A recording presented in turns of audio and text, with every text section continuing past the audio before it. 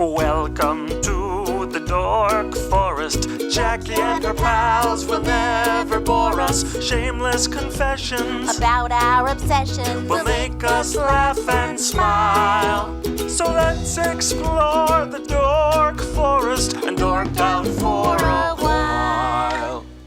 Hey Rangers, it's me, Jackie Kashian, and it is another year of the Dork Forest. What the heck, right?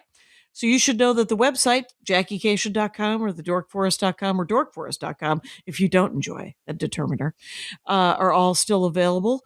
You could hear the show on all of the different things. I've been trying to figure out how to get off Spotify. Try not to listen to Spotify because they throw in ads that are not approved by me, Jackie Kashian. So, but we'll see what I can do. Anyway, but so you could always watch the show on my YouTube channel. I think it's The Dork Forest or Jackie Kashian. It's all linkable on JackieKashian.com, the Dork Forest page. And I have another podcast called The Jackie and Laurie Show. Not quite as sleepable because it's just me and Laurie Kilmartin bitching about stand-up comedy. And also celebrating it. Anyway, so here's the thing. You can donate again to the show. If you enjoy the show, I would love for you to donate about $100 a year because that keeps everything in rolling along. And you can do PayPal, which is my email, Jackie@JackieKashian.com, which you can also email me anything you like about the shows and stuff like that. You can Venmo me at Jackie Kashian. That's my Venmo handle. And if you see me in real life at a comedy show, you could just hand me a sweaty wad of 20s or whatever you like. That'd be great. And I also do stand-up comedy. So you can see my tour dates on JackieKashian.com. You can listen to very old episodes of The Dork Forest on my Bandcamp. And I also put my very first album that I ripped. It's on my Bandcamp page. It's called Bread is not it's not bread. It's not circus people. It's Cake is Not My Downfall, which is a track on the Bread album, but it has other jokes that are not on the Bread album. The audio is what it is, but there's also some very early Dork Forests and a storytelling album called Storytime, all on Bandcamp, and everything's either free or a couple of bucks. So, new album coming out in February called Altercation, and new special. And that, I'm sure there's more to it, but let's get into the show. Oh my gosh, I'm back. It's March. I'm Jackie. You're listening to The Dork Forest. It's slightly echoey. I'm annoyed. But my guest is not annoying. I wonder if I could put on echo cancellation and see if that's something that'll please me. No, I can't. Does this all make it into the show? It all makes it. Well, it does now. Let me just say that. Jason Klamm, welcome back to the program. It's been a minute. It has. It has. Hot minute. I don't remember what I talked about last. Oh, it was News Radio. That's what I talked about last time. Oh, that's right. The television program News Radio. Jason Klamm, by the way, used to do a podcast about the minutia of old-timey stand-up comedy. And I've been on that. That was fun. It was fun. I didn't know anything about the minutia of stand-up comedy. You were like, why don't you pick one of these albums? And then I did, and I listened, and I learned. It's always fun. You picked Lenny Bruce, didn't you? I think you picked Lenny Bruce. I think I was on twice. I picked Lenny Bruce once. Oh, yes, right. No, the first one was Lenny Bruce, and the other one was... Oh, wait. A lady. It was a lady. One of the lady comics. Not picked nearly frequently enough on that show. I wonder why. Could it have been that most of my guests were men? Well, most of my guests are men, and you know why? Here's how. Here's what's happened.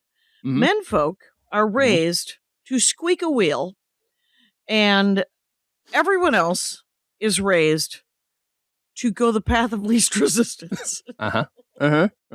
So every year, at the end of the year, I count, well, how many straight white guys did I have on the program?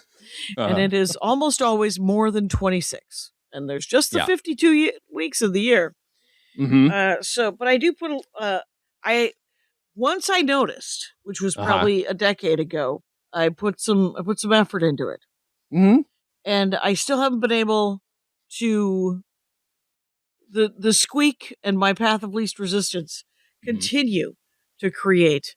So them's of you out there Yeah. that are wearing a sausage casing that isn't a straight white guy, please hit me up.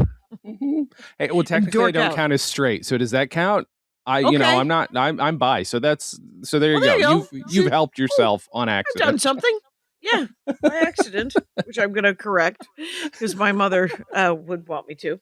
But Jason, you're Yes. incredibly prolific. This much we know. You have I'll got take a that. book coming out on June 2nd, right? Yes. And what is Yeah. that book? That is called Ferris Bueller, You're My Hero. It is, as it sounds, the history of Ferris Bueller's Day Off. But it is not just any book where I read a bunch of newspaper articles and watched a movie 100 times. I interviewed Matthew Broderick. I interviewed Alan Ruck. I interviewed James Hughes, one of John Hughes' sons, and then literally 122 other people for it. Interesting. Did you make an analogy at all that it was essentially Catcher in the Rye? I didn't bother with that because A, I didn't grow up on Catcher in the Rye. B, I saw a lot of things online where people were like, John Hughes was a Catcher in the Rye and Salinger obsessive. And then I couldn't find any proof of that. So I didn't go down that path. The paperback, though, I might go down that path for the paperback. I've always thought Ferris Bueller was essentially Catcher in the Rye. I mean, I get that. And what you should know is that as much as I enjoyed Ferris Bueller when I saw it in the theater back in the 12th century, I enjoyed it thoroughly. I also, in rewatching, will not stop thinking to myself, just go to school, you little shit. And that's not your car. But these are the knee-jerk responses. But my sister, it's one of her favorite fun movies. You know, because we all have fun movies that are our favorite movies that aren't exactly, you know, it's not considered film by somebody who's bossy. But my hope is, if I'm not lying, if you read the 400 pages of this book, you might change your mind on that. Ooh, you guys. That's the whole point of the book. Comedybooks.net. Why don't you go to that? And then you'll find Jason Klamm writing some books. And it's at Jason Klamm on the Instagram, and that'll all be in the notes. So Yeah. Now, Ooh, had an alarm go off in the middle of a podcast because I'm a fucking professional. I am so sorry. I'm going to turn the rest of those off. To be fair, they were to warn me that we're about to podcast in 45 minutes, but we're podcasting early. So slightly early, so that I can get this to Patrick Brady, and then our lives will be that much closer to being over. What? You guys, I have a new album out, a new special. I'm slightly overwhelmed. But other than that, I hope you enjoy it. Everybody, Altercation. It's called that because my last name's Kashian, and I want to punch everyone in the nose. Oh, I get it. Yeah. The last one was called Staycation because we were all home, and my last name's Kashian. The next one, depending on where it goes, I'm doing a trilogy. I've decided to do a trilogy of weird make fun of my own name. And it's so depends how the next couple of years goes, but it's either going to be called Vindication, I am the Cassandra of stand-up comedy, or Abdication, as I fucking run into the sunset. Never. Don't do it. Don't do it. We need more Jackie Kashian always. As far as I'm concerned. Well, I appreciate it. You know, it's funny. I got rid of all my comedy records. Well, not all of them, but like half of them. I got rid of half of them since the podcast is over. I'm moving on. Because you had vinyl and CDs? Mostly, almost all vinyl. So, hundreds and hundreds and hundreds. And I gave at least half of the collection to the Detroit Public Library just a couple of months ago. Oh, smart. And they then said, oh, we'll put your name on the collection. I'm like, I didn't ask for that, but I didn't have to die or have millions of dollars to get my name on a thing at a library. It's so good. That is good. And what a good idea to give them to the library instead of Goodwill. Well done. Yeah, well, exactly. One's good. They're going to go in the garbage immediately. Even the good ones, people won't recognize for the good ones. I'm not giving away my signed Carol Channing record. I'm not giving away my couple other really important records, but I gave away a ton. Yeah, which is good because we all have too much stuff. Yes, we do. Yeah, I'm sitting here surrounded. My brother has a very large house full of too much stuff. Mm-hmm. Oh, and at least, so my sister-in-law, I'm staying with her, and she said there's box elder bugs everywhere. They don't Uh-huh. bite. Okay. They're okay. And I was like, I don't believe you. And right now, I see 2 of them. And I said, have you thought about encouraging them not? Mm-hmm. And she said, there's no way to keep up. There's too many of them. There's not enough of us. Ugh. And so be it. Not a huge fan of bugs. That's not your dorkdom. It's not. It's not. Your dorkdom seems to be something like fake history. Yeah. Yep. That's What? the best way to put it. Is it mockumentaries? Is it Yes, and mm-hmm. okay, Mhm. how about like Orson Scott Card the Maker series? Do you like an alternative history in a novel? I do. I've not read that particular one. I do. As long as it's got deep lore and a deep backstory and that, but it purports to be real for the sake of the audience. You know, like the beginning of Fargo says this is a true story, and that's absolute horseshit. The beginning of the Three Musketeers novel says, "Hey, I'm Alexander Dumas, and I went and I found mentions of these three musketeers in these historical books. That never happened either." Anything like that that's a small fake out to the audience, I kind of really appreciate, or something a lengthy fake out like a fake documentary. You know, Okay, so as per usual, if Yeah. I'm interested, you don't get to talk at all. fair enough. So welcome to the program, Rangers. Have you read the Flashman series? No. If you're going to ask me, have I read? The answer is probably no, at least of late, because I've only been reading nonfiction that pertains to John Hughes or Ferris Bueller's Oh, Day fair Off. enough. That actually makes perfect sense. The Flashman series was made into a couple of movies that are Okay. actually quite not good. They didn't capture. Mm-hmm. So many years ago, Mm-hmm. Andy Ashcraft recommended that I read the Flashman series, and he warned me going in that Harry Flashman is more than an anti-hero. He Mhm. is a villain who, it's like if Mr. Potter got to keep the $7,000. He does. Spoiler alert, he does Mhm. get to keep that $7,000. But and I am more and more against an anti-hero, but the alternate history of Flashman is, as opposed to like Zelig Right. or Forrest Gump. Sure. Flashman is the kind of guy who's in every there's a British novel that they all have to read in junior high, Uh-huh. called Tom Brown's School Days. Okay. I don't know if they're still having to read it, but they had to 20 odd years ago, Okay. 40 odd years ago, and it was written in the middle of the 1800s, 1850s.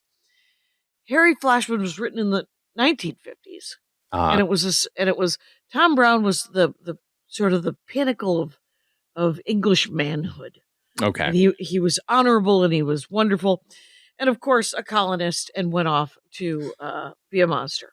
Uh-huh. But he went to rugby school, and one of his schoolmates was a guy named Harry Flashman in the classic Tom Brown School Days. The Flashman Chronicles start with, I found these diaries of Harry Yes. Flashman, and it's Love it. the real story of Harry Flashman. I love And that Harry shit so much. Flashman is a fucking monster. And he's in Afghanistan, but he's also in most American, like every major historical event, Uh-huh. British, American, or from 1850 to 1905 Mm-hmm. is Harry Flashman's there. John Brown, he was with John Brown at Harper's Ferry. Uh-huh. He was in the Civil War. He was with Fucking great. Custer. Mm-hmm. Yeah, but he was also in Madagascar with the last queen of Madagascar. Uh-huh. He was in Brunei with with one of the sultans. He Shit. was in China. I mean, and the history is incredibly well researched. Mm-hmm. So and I will say this about Harry Flashman: he is often given his comeuppance. Uh-huh. He ends up his love interest is a woman who is even more involved than himself. Okay. So This sounds like something I would dig. Yeah, I can see liking. Yeah. But he is a rapist and a murderer and a fucking monster. Sure. And I finished the first book going, where is the second book? Okay. So, okay. That's impressive. There you go.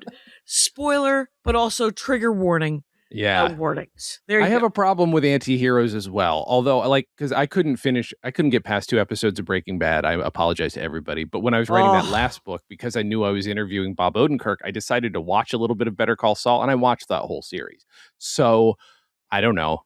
I guess it has to be a real funny anti-hero, and I have to really root for something terrible to happen to him. I don't know. Deadpool. Deadpool is an anti-hero who occasionally finds he'll use his evil powers. He'll use his powers for good. So, which is why Ryan Reynolds is perfect to play him, because I'm pretty sure that's who he is deep down. You don't think there's acting going on there? No, I mean there's more act. Maybe he's a fine guy. I don't know. I don't know. He grins too much for my liking. You know what I'm saying? He's a little shiny. He's a little shiny.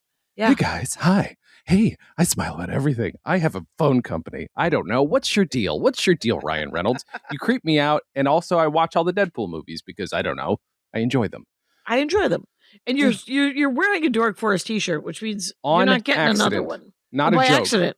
I picked a shirt out of the dresser this morning. I'm like, what the fuck is this? I'm like, oh, that's perfect. And of course I had to wear it. But yeah, no, that's fine. You don't have to send me another one. I have 2 of them. The other one doesn't fit because I got fat or whatever. I don't know what happened. Well, the aging process is inexorable. It really is. Nothing to do. So now tell me about I have not read The Three Musketeers in a hot sec. Oh, me either. Right. Yeah. But the opening is the same, very, very much the same thing. I found all these mentions of all these King's Guards during the Revolution or just before the Revolution or what. My historical knowledge outside of the 80s right now is really piss poor. So my apologies. It was old timey times in France place. And it purports to be real stories of these guys. And then that way it frees him up to say whatever the hell he wants. And it's such a bold lie, I think, and it's one of those things that might send somebody down before rabbit holes were a thing, terminology-wise, might have sent them down a research to try and find them, and they never would have. And I find that that's a fun prank that also coincides with a great story. Right, and Three Musketeers was written quite some time ago. I can't even remember. 18 question mark is when it was. Interesting. I don't know. I want to say like the way you said 1905. I want to say 1805. I like the way you said that. That was like the coolest way you could possibly say 1905. You said 1905. I liked it. Oh, right. Musketeers. Yep. Written by that guy. Alexandre Dumas. And he was a novelist and a playwright from 1829 to 1869. So you are correct. 18 something. Yep. And he also wrote The Count of Monte Cristo. Yes. He wrote The Three Musketeers in 1844. And I will just say, side note, Count of Monte Cristo, John Hughes often called himself the lead of that movie when he didn't want credit for a book or a screenplay. I'm sorry. Oh, he checked. Wow, that feels rude to Alexander Dumas. Instead of Alan Smithy. Yeah. Yeah. It's John Hughes, he's written so many things that there were things he didn't even like. Yes. That's very funny. What so what's your favorite one? Of all of the fake history things that I'm interested in? I'm looking at a list. I did make a very brief list. It's probably all the Christopher Guest things, although there is a book called Motel of the Mysteries that is a book that was written in the early 80s by a guy named David Macaulay, who has won all the children's book awards and stuff. And it is a fake archaeological dig from 3,000 years in the future, where they dig up a motel from the 1980s, and they presume that it must be some sort of religious thing, and all of the like them trying on a toilet seat as like some sort of religious headdress, and it's all drawings, and it's written for children or maybe early young adults, but it resonates as an adult just as much, and it is so frigging perfect. It's just one of these brilliant written things that just shows how stupid we can be when we're looking so desperately for symbolism where there is none. And I love that. That is very that's fascinating. What is it? What's it It's called Motel of the Mysteries. It's not hard to find. It's a large format book. It's the same format, same exact size as when the King Tut exhibit came through in the 70s, came through the US in the 70s. It's formatted roughly after that. I have both of them. So if you compare the two, it's kind of fun. Yeah. But and who wrote it? Motel of the David Macaulay. David. And I interviewed him. So honestly, I picked this because this will get me off my ass. I was trying to do a podcast about fake history and I never did. And now that I'm saying it out loud, I kind of have to work on it finally. I interviewed like 5 or 6 people about it. I interviewed some people involved in Garth Brooks's Chris Gaines thing. That's another weird fake history thing that I like because he's got a whole fake backstory for Chris Gaines. Yeah, I don't know. I'm obsessed with people insisting something's real that isn't, often to their detriment. Right. Have you studied Fox News? Have you done any sort of like what? Like I don't mind. Like, do you think it can be used for good? Like, why? Yeah. Like, Yeah. what Only for good. You know what I mean? Like use it for entertainment. Give us a little bit of like, there's an element of, I discovered it. I was working on something of my own that's similar. And I discovered that like the whole idea is not to prank people, not to convince them something's real for the rest of their lives, but to give them that moment of doubt. Like, is this real? And then they look a little bit closer. They don't even need a magnifying glass. Like, oh, this is a bit. And then they enjoy the bit for what it is. They enjoy the bit for the effort that was put behind it. And I think that's kind of the key. That's the sweet spot.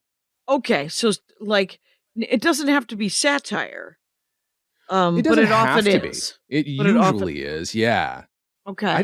Like I would say Three Musketeers probably, well, okay, look, it's probably deep satire that I don't understand. But Christopher Guest is obviously satire of a certain thing. That book is obviously a satire of archaeology / how we treat history. And everything I do is satire, but it doesn't have to be necessary. Well, what about War of the Worlds? I mean, that's one that went so far. And then have you ever seen Orson Welles interviewed about it after I had no idea that was going to happen. Oh, you bullshit. You're a liar. So there are people who are like clearly hoping for something like that to happen. And like, I sort of get it, but it's also like, that's kind of monstrous. Like there's a cut it off at a certain point, I think is right. Because it's that prank thing. Yeah. That I'm a huge fan of a prank that happens and is over immediately. Yes, if exactly. there has to be a prank at all, hey, got your nose. Oh, here's your nose. Yeah. Yeah, it's perfect. That is perfect. I don't want it to go any further than that. And War of the Worlds supposedly scared some real people. Yeah. And like people were arming themselves, like I heard that somebody shot a water tower. I don't know if that's true, but I've heard that. I don't that's damage. You caused damage. That's property damage. That's against the Constitution. Were people tilting at windmills? What was happening? Right. Right. Yeah. It's had people gone mad? And right. There's I think that like the Christopher Guest. Now, how many Christopher Guest movies are there? Okay, so it's technically a dog one, right? Yeah, so the Spinal Tap ones don't technically count because they're not really of their initial creation, except for they did write all the songs and everything. That is kind of a Rob Reiner thing. But there's Jesus Christ, Waiting for Guffman, Best in Show, A Mighty Wind, and then there was one they did called For Your Consideration, which is not documentary style, but was entirely improvised. So I don't really know if it's not really in the same vein because it is narrative style. It's not shot like a documentary, but they did improvise the whole movie. Then he did that Netflix show called Mascots, which was, it was fine. But those three movies I think are brilliant. What are Mascots? What was that? It was just about people being sports mascots or trying out for sports mascots. Yeah. And it's like the world of that. And like, who cares? I don't know. So who directed those? And who was that? That's all. Christopher Guest directed all of those. Okay. So and he co-wrote them with Eugene Levy. So he liked, essentially, he would look at society and what was A Mighty Wind about? Was that about the folk scene or something? Yeah. Yep. That might be my favorite, actually. I know it's not a popular opinion, but that might be my favorite. No. Well, who cares? Popular. You're on the Dork Forest. That's you get true. to be as unpopular as you like, as long as it isn't fascism. So if your unpopular opinion is that fascism is great, that's not a dorkdom, it turns out. Yeah, I think that's fair. Yeah, I'm taking a stand, you guys. So, but here's the but okay, Yes. best in what order did they? Okay. So yeah, I mean, for me, I guess I go Mighty Wind, Waiting for Guffman, and Best in Show, and What was they're all Guff? good. Waiting for Guffman is all like local theater. Like it's all just like a local thing. Oh, They're literally waiting for a guy called Guffman who's supposed to be a New York theater critic who's going to come see their shitty little right, town play as though Waiting that for would ever happen. Godot. Uh-huh. Yeah, it was like it was very. There's all three of them were both. hmm And maybe the others that I didn't see because I have seen all three of them because people hmm love them. They're just like, this is intelligentsia, but it's Sure. also silly, but it's hmm also satire that's the smartest, but also the dumbest. And Yeah. it loves the thing it's making fun of, but it's also Yeah. making fun of the thing that it is making fun of. Yeah. And like, I don't know, do you think like in those cases those are very specific let's okay it's Guffman, hmm the Wind, and what's the hmm dog one called? Best in Show. hmm Okay, so um tell me the plot of the Wind movie. I've forgotten. Uh, okay, so basically, a big time, a big time as far as that can exist, big time folk music manager has passed away, and everybody's going to do a tribute concert who was part of his slate back in the day. Okay. And yeah, so all of the Christopher Guest players come back. They all wrote their own songs in character, sang their own songs in character, and it's the ins and outs of, oh, do we want to still perform together? Oh, we had our like Eugene Levy and Catherine O'Hara's parts where they were kind of in love, but they've since separated, and like, are they going to do their big kiss on stage because that was always part of the song? There's little bits and pieces like that, and yeah, it's really That's lovely. and how is the music? It's phenomenal. It's And to the point where all of the Eugene Levy songs, I'm like, oh, he must have gotten like a voice stand-in. No, that's him. He has a stunning voice. I knew so Catherine O'Hara could sing, but oh I and this is interesting because like it's an opportunity. It's sort of like let's put on a show, mhm, but we have a budget to yeah, do whatever the hell we want to do. so much, yeah. Yeah, where And it sounds beautiful. It sounds so good. All the songs are good. all the songs are good. What are the songs funny or are they just Yes. catchy? They Okay. are both. Like it's I feel like it's probably hits home even harder if you're a big folky, which I am not, but like there's some stuff it's like this is like legitimately of the era, very good and sweet. But then every once in a while there will be a stupid double entendre in it. There are some characters or groups that are a little more obviously satire, so almost every word that comes out of their mouth is like I didn't realize I just said that kind of thing. So there's a solid mix. But the Eugene Levy, Catherine O'Hara characters are there for the actual heart, which is why I like that movie the most. It's got the most heart of the three. It's where Christopher Guest maybe softens a little bit. Maybe that National Lampoon edge just finally gets sanded down a smidge, so it's just not just I get it. Okay, we get it. Okay. You're an Yeah, angry man. right. And was that the last of the three, Guffman and Best in That's Show? Is of that the the most three. current? Yeah, yeah. Okay. What the Mighty Wind is? Yeah. Mm-hmm. So do you think Guffman 2003. was first? I think Guffman was first It was. of the three. I want to say 97. That could be totally wrong though. That's It all might right. be And 90. I don't know. I think it was I 90s was in high though. school. It was. And I was in high school.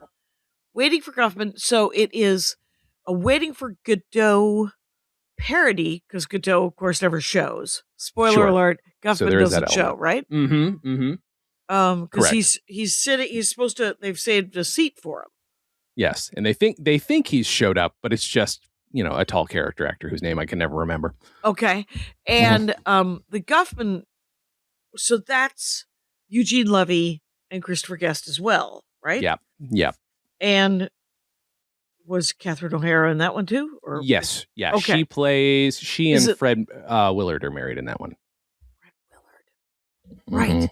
Mhm. So Mhm. these are all, and everybody, like even in '98, they were all in their 40s. Or if Yeah, they weren't right. in their 40s, they look like they were in their 40s. Yeah, And, very much so. And so, and then And this is sort of, it's making fun of, but in a way that you can tell that they love local theater. Sure. Yeah. Or at least have been a part of it. Right. Maybe they don't love it. Maybe they've only been a part of it. But here's something I would say about local theater is that everyone I've ever met in Los Angeles, or Minneapolis, where is the other real place I've lived like this, who's wanted to be an actor, they act. They literally, genuinely, they find weird dinner theater. They find, sort of like Soap Dish. Yeah. Where it doesn't matter that it's horrible. Sure. They just, I want to play Willie Loman. I want to be at a play. I want to put on a costume and pretend. And I've never been that kind of actor, right? Like, that's how you know someone is an actual actor. Is if they act whether you wanted them or not, whether anyone's going to ever enjoy it or think it's the greatest thing in the world. Yeah. And that's what Guffman, I think, was. It was just, I think so. Because some of it, if I remember correctly, it was like they take it so seriously. Yeah. And just have no self-awareness of like how bad they're doing. And that's, I mean, look, I can't say that he has no heart. There's heart in the charm in that movie. He knows like what's charming about their bad production. I mean, there were people who have since put on the show within a show in that movie in their hometowns. Like that is a thing that has happened. So it's like, there's charm to it. But yeah, they're just self-unaware. And and Best in Show is like that too, because it's about dogs. It's about the dog show, and everybody is like as serious as a heart attack playing this thing. They're playing it so seriously. So those are essentially they're sort of mockumentaries to some extent, right? Yep. Yeah. Did you ever? And I'm gonna no, because you haven't read A Canticle for Leibowitz. I have not. I like the title. It is a story of in the distant future. It is about people finding the archaeology one that you talked about. Made me think of it because it's a book about they're coming out of the Dark Ages.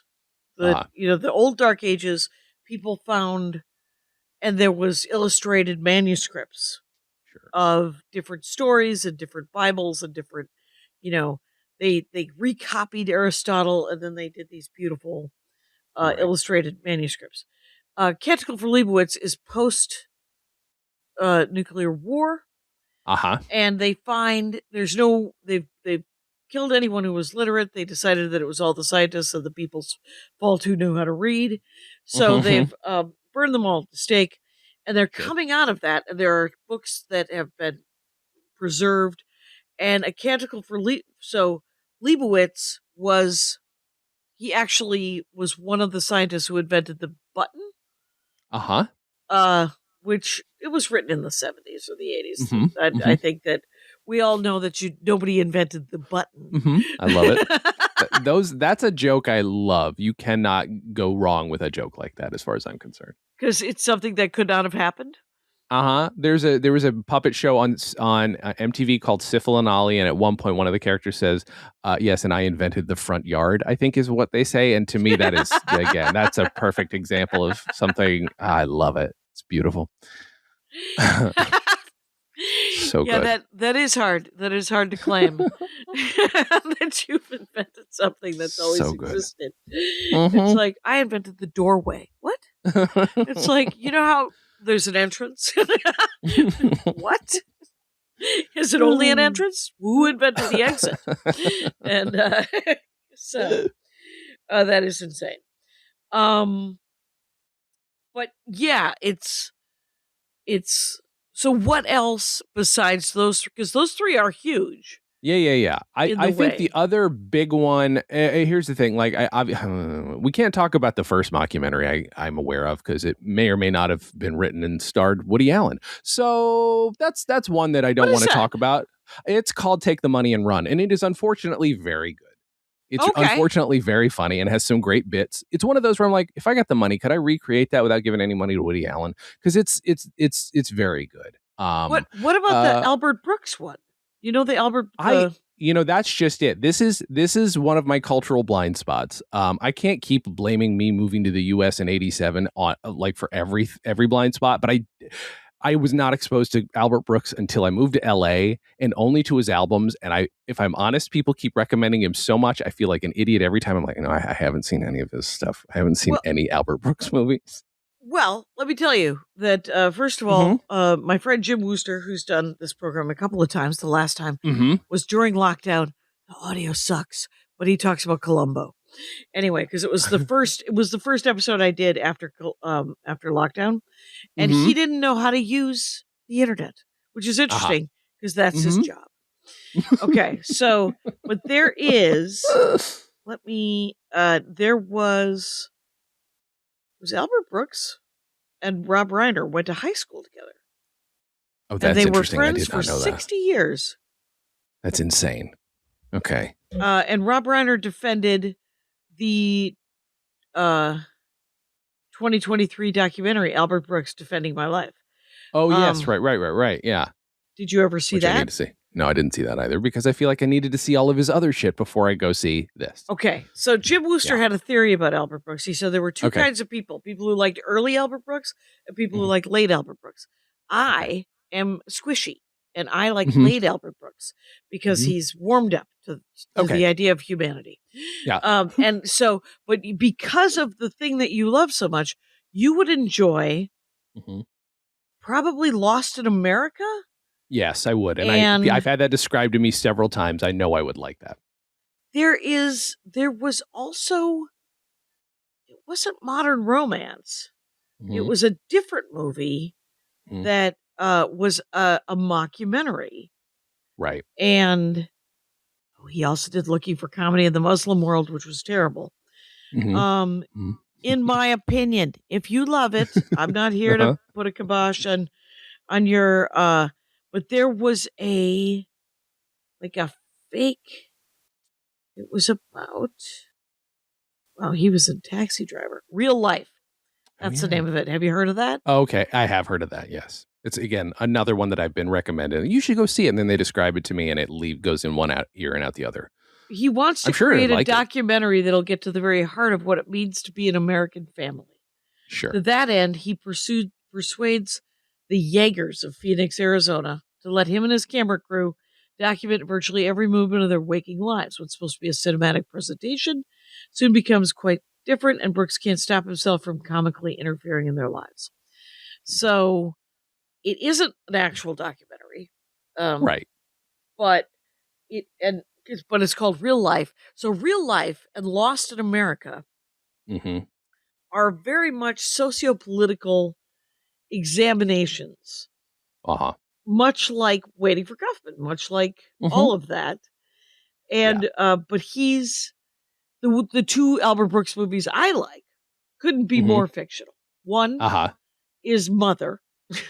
Right. Where a woman who's approximately 12 years older than him plays his mother. Debbie Reynolds, I think. And then Defending Your Life with Meryl Streep. Yeah. Which feels like he bought a trophy wife because Meryl Streep is in an entirely. She actually, that's one of my favorite movies because most Meryl Streep movies I've ever watched, she's in an entirely different movie than everyone else. Right. She's acting at a. You ever see The Devil Wears Prada? Oh yeah, sure. There's this one movie that's about sort of a rom-com about a chef and an assistant. And then there's the movie that Meryl Streep is in where she's having a midlife crisis.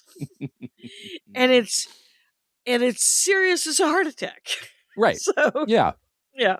There are people who do that, and it's like, you shouldn't be in this movie. Whereas Meryl Streep, she just insists that she should be there, and you're like, that's fine. Like, you're keep watching. You're going to get an Academy Award for this movie, but the rest of this movie is almost unwatchable because you're standing there. It's like trying to play catch with like an NFL football player, where it would be me trying to not have the football go through my body entirely as this person threw it at me. Uh-huh. But what are your other favorites? I would say so. I also like the really dumb ones, like please, anybody who's a fan of this, don't be insulted by me calling it dumb. I think it's obviously dumb, and that's the Ruddles, and that is the earliest one that I saw, which is just a whole mockumentary about a fictional band called the Ruddles that sounded exactly like the Beatles to the point where they almost got sued by the Beatles for how similar their songs sounded, and it's just Eric Idle making dumb shit jokes in the guise of a journalist, and it's Neil Innes and a bunch of other guys who are associated kind of with the Beatles or the Bonzo Dog Doodah band playing this music, and it's a Spinal Tap a few years before Spinal Tap, to the point where it's also got a lot of Spinal Tap people in it. Oh, wow. Yeah, and I think somebody will correct me on this. I think it premiered as a short on SNL when Eric Idle was on it, and then it became a feature-length thing later on. I could be wrong. I might have the order wrong, but it definitely was on SNL. SNL at some point? Yeah. Was Eric Idle in Monty Python? Yes. Okay. Yes.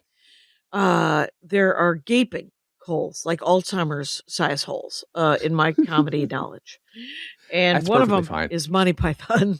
You can't know everything. You can't know everything. And some things I don't want to know, like Benny Goodman. Not Benny Goodman. Benny Hill. Benny Hill. I also don't want to know anything about Benny Goodman. I'm going to stand by that. I'm just going to say it. You stand by it. I'm going to take that on the road. You and your fucking clarinet playing can take it and hold it like a normal clarinet player. Anyway, he was so good that he could hold it like a trumpet. And so, yeah, Benny Hill. Benny Hill wasn't made for me, and I insist on not having to watch it. I think that's fair. So, yeah, I think so. I don't know that it's good. No, though there was probably something funny. It's just English, and the English like all of their old shit. And on a level, I appreciate that you don't let legacies die over there. On the other hand, that has backfired several times. Monarchy. Though you gotta love the fact that they're like, no, we've been trying to get rid of Andrew for decades. Take him. Finally. Bury him headfirst in the sand and paint his feet with honey. Yeah. But yeah, the Ruddles is probably like top of the list. And it's funny, like, because then it went again, I started finally seeing Christopher Guest stuff. And then A Mighty Wind is the reason I'm like, you know what? I'm going to turn this book I wrote or that I'm trying to write, and this play I'm trying to make, or this movie I'm trying to make, I'm going to commit. It's going to become a mockumentary movie. It took 8 years to finally become something. And so like A Mighty Wind, I mean, if it wasn't for that, I probably wouldn't have made like a bunch of friends that I made in LA. I wouldn't have made a sequel to that movie that probably no one's watched, that you're in the sequel to it. What have I done? What's the movie? Where is everyone the seeing first one's this? the first one's called Looking Forward. I put it up on YouTube. You'll see it's got a miserably low number of views, but I think it's pretty good. It's a mockumentary about my alter ego, who I stupidly gave my same name, who runs for the president 12 years in the future. Oh, I remember that. Yes. Yeah. And then I decided, you know what? I'm going to do a sequel, not knowing what would happen in 2016. That is not my fault. And then you kindly participated playing a fictional version of yourself. And I go on your podcast and you eventually slowly, gently kick me off of it. You did such a fucking fantastic job. It was a delight to edit. So that one is maybe less well edited. I'll say that for myself. But yeah, I don't know. But a couple of very fun programs. And now can people see that? Why would it be on comedybooks.net? No, those are both on YouTube. So you can look under my YouTube, whatever that is. And those are both up there. But you guys, good luck. It's Jason Klamm, YouTube. And Klamm is spelled Klamm. Klamm is how I continue to pronounce it incorrectly. That's how everybody does it. Decades. But that's why comedybooks.net. That's why I did comedybooks.net, because this is going to be a problem. It's going to be an issue. Mm-hmm. And but go to YouTube and then you can see. Yeah, sure. Because that was a decade ago or so, right? Yeah. The first one I finished in 2012, and then the second one I finally wrapped up editing in 2018 because depression over politics and things. I had no clue. I had no clue it would get worse. How would I know? How would I know that, Jackie? Well, history. And I know that you're only looking at fake history. But, that could be a problem. If you looked at real history, you'd be like, oh shit, it's going to get worse before it gets better. It's still going to get worse before it gets better, you guys. And I'm so sorry to tell you. But here's what I hold on to. We may not be here for it, but it will get better. When we rewrite the Constitution, some of the first words are going to be no slavery at all. Right. Everybody is a person. Women are a people. Men are a people. A non-binary people is a people. Everybody's a people. And no slavery for any reason. Even if they murdered your mom and we put them in the jail, you don't get to make them ship out to the center of the earth for no monies forever. And in parentheses, we have to write, and no, this does not mean we condone the future marrying of dogs. It is not a slippery slope. Stop saying that. That is not what's happening. Just because we support people doesn't mean we're insane. Yeah. Right. Yeah. And if you want to marry your dog, you cannot have sex with your dog because that is not consensual. Exactly. Thank you. It's because they have been bred to want what you want. And stop it. knock it off. I will say this. My obsession with fake history is the reason I can write real history now. So I've written 2 nonfiction books, but the rest of everything, I've written 8 books now. My other 6 of my other books are all fake history. And I think because of me knowing the tropes of real history writing, I think I learned to write good nonfiction. I think it's good nonfiction. Right. So what are the 2 that are nonfiction now? So the last one, which was, I think I promoted on your show, which is We're Not Worthy, which is a history of 90s TV sketch comedy. That's and then right. this one, the Ferris Bueller book, which is go. called Ferris Bueller, You're My Hero. There we go. I'm talking with Jason Klamm, just so everyone knows before we forget who we're talking. I do like that you do this like a radio show, like somebody might come in late on your podcast. Or they've been listening and they're like, well, I don't want to have to rewind 1,000 to find out what this guy's... But you can look at the notes, of course. Guys, you've been listening to Jackie Cation, just to let you know. Just to let you know. I figured I'd help out. Like, they should know the name of the host. What if they forgot? What if you forgot? It's Jackie Cation. And Altercation, right there, available. You can go to JackieCation.com. You can go to DorkForest.com. You can go to FamilyPetAncestry.com, which I bought, and points to JackieCation.com. Why did I buy it? Because it's funny. That's why. It's great. Makes me laugh. So is it all movies that you like that do this fake history, or are there any TV shows? No, there are like I said, the intro to Fargo, sure. The intro to Three Musketeers, also yes. But the Motel of the Mysteries. There's a TV show called Look Around You. I don't know if you've ever seen that. It's English. It's created by a guy named Robert Popper, who's better known now for Friday Night Dinner over there. It's an English show, and it is a fake science, like not newsreel, like film strip style series. But it's all like absolute bullshit made up. It starts out almost like it's really scientific, and then at some point they're talking about telepathic ants and shit. And they're short, they're sweet, and they're shot so perfectly. How short? They've got like. The pilot's a half an hour, but the series episodes, if I'm not mistaken, are like 15. So they don't overstay their welcome at all. They're perfect length. That's so huge. Good. That's the way you got to do it. It's one really of the problems is. I've never been able to watch sketch comedy is because you have to get out, tell the joke. You got 2 jokes? Congratulations. And then call it. As a person who writes 6-minute stand-up comedy bits, and then they have to be shaved down to 2-minute 40. Oh, God. I think one of the tracks on my new album is genuinely over 8 minutes. Really? Yeah, which will be great for Sirius because they'll only have to pay me for 1 track. Oh, okay, yeah. Right. But if anyone needs to run that and then go to the bathroom, like that's a thing anymore. It's not a thing anymore. They just program it and there's no people. But that's cool. So it's a lot of what do you think? Now, see, this is not a positive thing because I'm not a fan. That's fine. But maybe when the Dork Forest, I try to make it positive, but I'm not a fan of pranks. I think has been established. Right. But Yeah, Sacha Cohen. Yeah. He seems mean. Yeah. Yeah, I've real mixed feelings because I can't say I didn't go see Borat when it came out and laugh raucously like a 26-year-old, the 26-year-old I was. But it might have been made for you, right? It might have been made to shoot every button. It was made for kids 13 to 30, and that's this. And you had to be I'm not saying it was only men that enjoyed it. I know plenty of women who enjoyed it, but it was built. And I don't. I don't feel like a stereotypical man that often, but I will tell you, in that moment, I was very stereotypical, fell right into where they expected, and I thought it was very funny.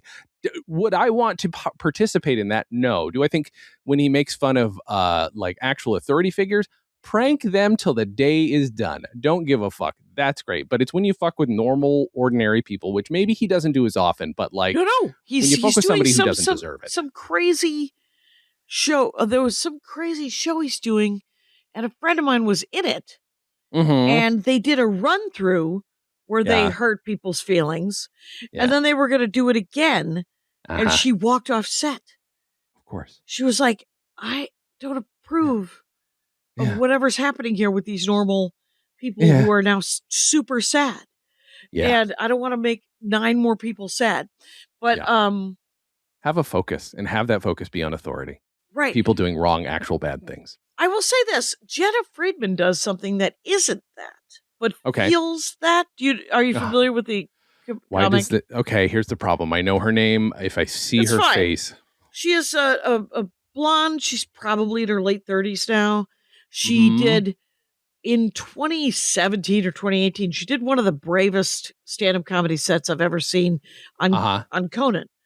And it was about Nazis, and it was about fascism. And and she had a show on CNN or Comedy Central where she would interview these right-wing shitbags.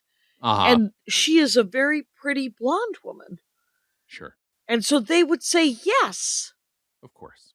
Yeah. And then she would ask them very real questions. Okay. About their very real monstrous activities. And it would, to some extent, not even all of them, it would dawn on them. Wow. That they were asked real questions by a woman who was very smart. Holy shit. Kind of the funniest parts was when they never realized it. Yeah. And they were just like, of course. Well, did she accidentally ask me this very pointed question about why I'm a monster? And and that's an element where the reality is presented for you directly, and it should dawn on you, but it's your dumb shit that's in the way. Whereas I feel like the other thing is like, my dumb shit is in the way of you just enjoying your day. So I shouldn't inconvenience you with more than like half a second to 5 seconds of my fake history garbage that I did. Like I had a, what do you call it? I had a fake museum exhibit at the Detroit Public Library for a month last year. And the bit was, it was the history of my sketch comedy group. We've been doing comedy together for 32 years now, since we were 13. And we count that as 32 years, damn it. We have beaten Daft Punk. Don't ask me why we're competing with Daft Punk. That's what we just decided to do. Just Daft Punk. But yeah, exactly. No, they don't. I have no clue. But there's 200 years of fake history in there, 30 years of real history, is a solid mix. And the DPL, the Detroit Public Library, did not give up the ghost. They were not like, that's not the right term, but they didn't give it up. They didn't say, hey, this is a fake bit. This is a whole bit. They just said, presented without context. And we also did the same thing. But I think if you dig in for more than a second, also it doesn't hurt anybody, but if it digs in for more than a second, it's pretty obvious that like this bottle of, a certain brand of heroin that was supposedly a sponsor of our comedy is not real. I think it's pretty clear that this film canister for a 60s British sex romp called Rump Parliament is not a real film thing. But for a half a second to 5 seconds, it feels real, and that's the bit, and then you're in on it. To me, that's the sort of the magic of it. Like if you can do that, you're not fucking with anybody for too long. I think I once saw, I think it was Rachel Bloom once tweeted, she was talking about like one of those fake news websites that doesn't know how to be The Onion, and it's just like, this just purports to be real and there's nothing. And she's like, this is bullshit. This isn't comedy. This fucking sucks. You just mess. I'm like, you know what? That's a really good point. I like that perspective, and I took that with me. Yeah, that's great. I like the idea that because that is my favorite, where I have read some Onion headlines and gone, wait, what? And then gone, oh, I see. Yeah. It's possible, but blessedly not happening. Exactly right. Yet. Yeah. So So what else you got? You want to? What else? Yeah. What other Let's things see. do you enjoy? We did Ruddles. Yeah. We didn't. There's so many more. This is the problem. Also, mockumentaries are now like such a common thing in TV shows, like that. How much of it do I count? Because I love Parks and Rec. I think that's a brilliant fucking TV show. But like it also in the last season breaks. It doesn't break the mockumentary style, but it breaks the mockumentary format. So it's like, when does this show takes place in the actual distant future? So it's now technically sci-fi because they skip forward several years in the final episode. So it's not The Office. The Office admits that it's a documentary at some point. So that's kind of more like, but the last 3 seasons of that show suck ass. So I don't know.